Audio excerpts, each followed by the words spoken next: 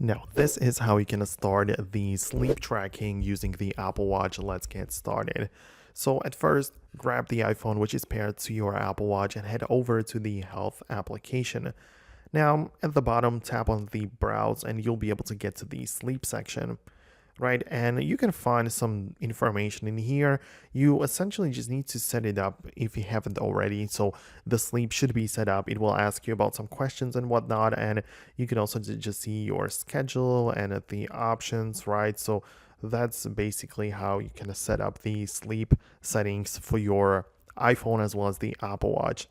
However, what you can do or what you need to do is to ensure that the Apple Watch has enough battery before you start the sleep tracking, because you will need to wear it during the whole night, right? That's kind of kind of obvious, because you just need to make sure the Apple Watch is properly on your wrist, make sure it fits well, that it's not too loose or that it doesn't like too tight on your wrist, so you can sleep comfortably. And once you have the sleep focus and everything set up, you just need to wear the Apple Watch during the whole night on your wrist, and in the morning you can check out the sleep app on the watch and see the data which has been recorded. So you'll be able to see the sleep time and all of these cycles, and yeah, some information which will simply be available to you.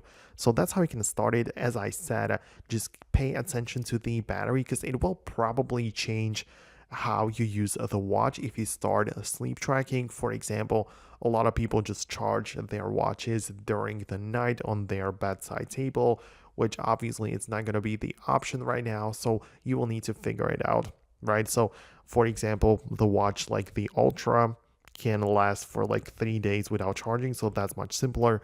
Again, really like depends on your situation, but let me know below in the comments if you managed to figure it out and start sleep tracking.